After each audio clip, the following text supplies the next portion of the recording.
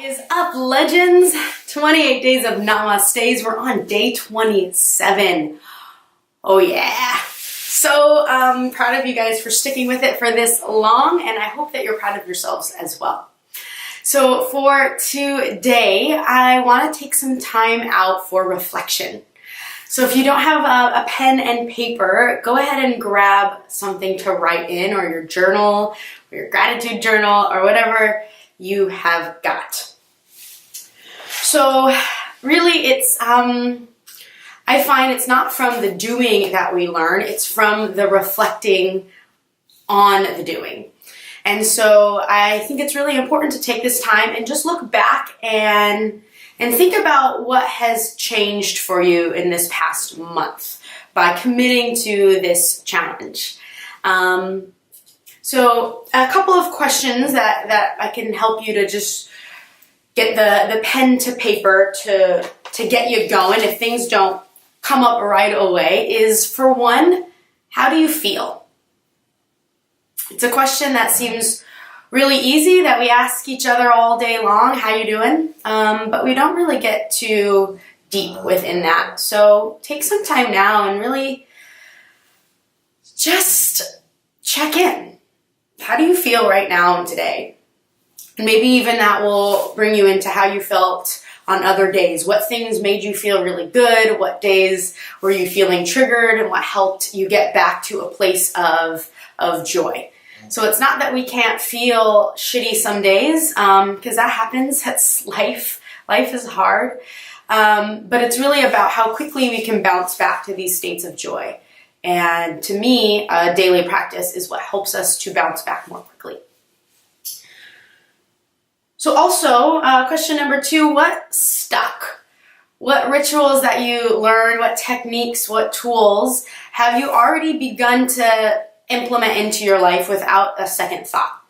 So yeah, take a moment to realize that shift and that change that you might have already transformed into. And then also take a moment to see what things have you not quite been able to implement, and that you really want to. Maybe you know that taking a moment to eat your meal in peace without multitasking is super important and will be helpful, but you just haven't been able to turn off the TV yet. That's okay. This is a lifelong journey, so be gentle with yourself. So yeah, what things do you still want to implement? And then how much time can you commit to a daily practice? What is realistic for you? So we've been learning all of these things, and nothing really has been much longer than 10 minutes, 15 minutes at the most. But once we want to start to add in all of these things and make a recipe for yourselves, for your best version to practice, we want to make it realistic, and that way it will happen. My teacher says that it's much more powerful to practice every single day for 10 minutes instead of once a week for 90 minutes. So take a moment and really think about what is realistic for you. Maybe it's 20 minutes in the morning and 10 minutes at night. Maybe it's 5 minutes in the morning and 5 minutes at lunchtime. Maybe it's in the morning and you can commit to an hour. Just take time to be realistic about what you can set yourself up for in a way that is attainable. And maybe that will change, and maybe we'll look at this in another month and realize that it's feeling awesome, and we're going to start carving out more time in our day to do more of this mindfulness, these lessons that yoga gives us. So just as an overview, so we can just take a moment to reflect and remember what we have all been practicing, what you've really been committing yourself to, and all the things that you've learned in this past month. I'm just going to briefly go over what we did each day. And you could just jog the memory, and maybe things that you had forgotten about completely, or things that you're like, wow, I never scraped my tongue before, and now I wouldn't even think twice about not doing it in the morning. So just to go back over what we've been doing. Day 1 was belly breathing, that calming breath. Day 2, gratitude. So practicing writing down what we're grateful for in our journal or whatever we have. Day 3 was the cleansing breath called Mukha Bhastrika. That one. Day 4 was the tongue scraping. Day 5 was our first asana. We did the tabletop all fours position. As we exhaled, we went into that modified child's pose.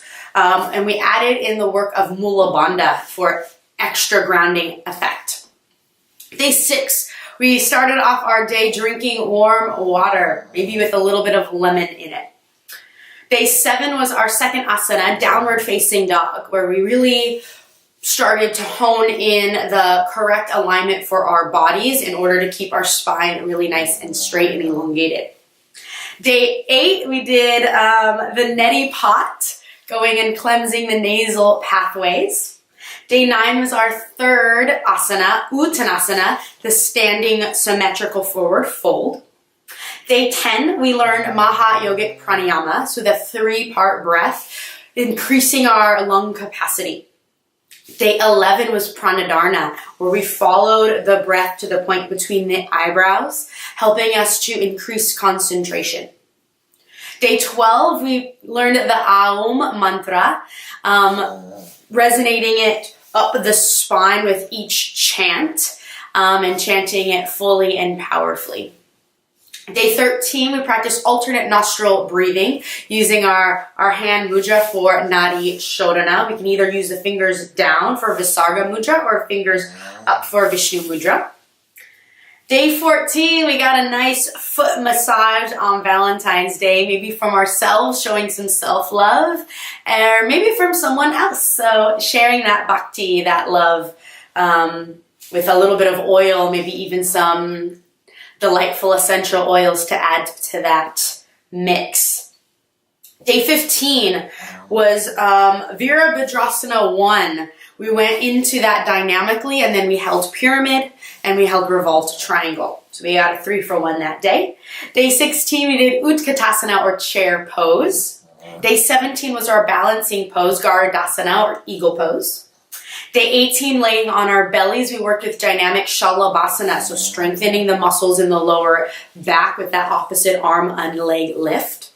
Day 19 was our seated twist, Ardha Matsyendrasana. Day 20 was our seated forward fold, Paschimottanasana.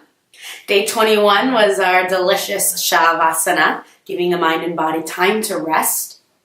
Day 22, we practiced Savitri Pranayam, so that rectangular shaped breath, working with Kumbhaka, so breath retention on the inhale and exhale. Yes, Penny. Yes, Penny. She's here too. Don't worry, she's here too.